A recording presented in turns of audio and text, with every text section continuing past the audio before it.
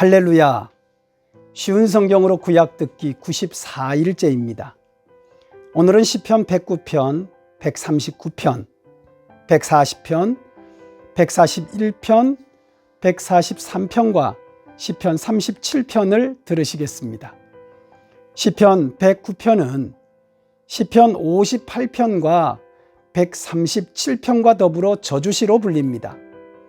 다윗이 사랑을 배신한 자들을 향해 하나님의 공의의 심판이 임하기를 저주합니다.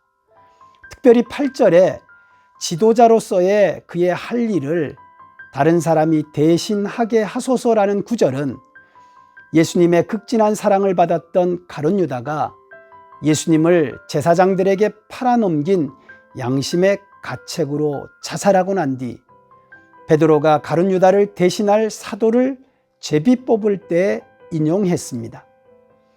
139편은 영이신 하나님의 비인격적 특성과 우주와 인간의 창조주이신 전지전능하시고 무소부재하신 하나님께서 인생을 주관하심을 노래했습니다.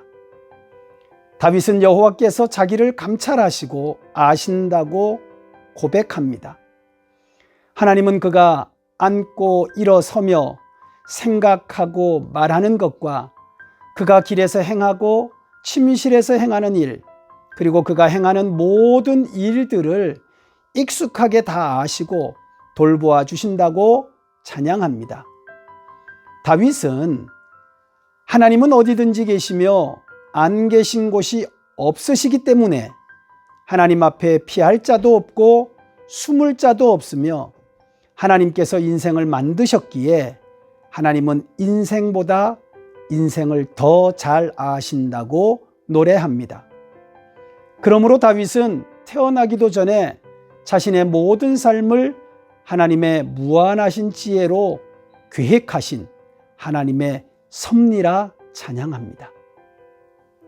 140편은 다윗이 사면초가와 진퇴양난의 절망적 상황 가운데 하나님의 구원을 갈망하며 악인의 악을 보응하시고 심판하실 것을 확신하며 감사합니다. 141편은 다윗이 처한 부당한 상황 속에서 원수를 원망하지 않고 스스로를 반성하고 근신하면서 하나님의 공의와 보호를 요청합니다. 143편은 압살롬의 반역에 도망하면서 자신의 죄를 자각하고 의로우신 하나님의 엄중한 징계를 받아들이고 철저히 회개하며 인자하신 하나님의 용서와 회복을 간구하는 참회 시입니다.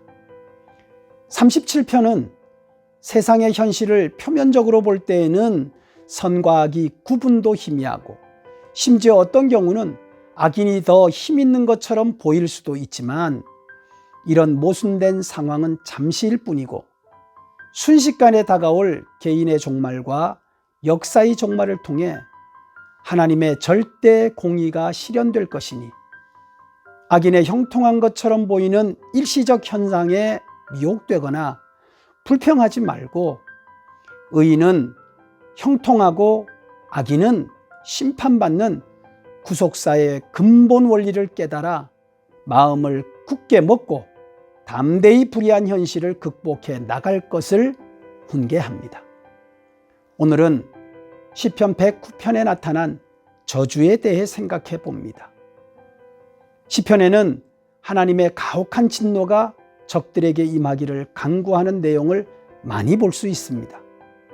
저주의 내용이 악인뿐만 아니라 그 자녀는 고아가 되고 떠돌이 거린이 되고 후사가 끊어지고 후대의 이름조차 없어지게 해달라고 하든지 자녀가 고아가 되더라도 아무에게도 동정을 받지 못하는 벌을 받게 해달라는 가족과 후손에 대한 잔인한 저주를 합니다. 이런 저주와 복수를 보면 성경이 말하는 사랑과 용서하는 거리가 멀고 원수를 사랑하고 핍박하는 자를 위해 기도하라는 말씀과도 상충된다는 생각을 할 수도 있습니다.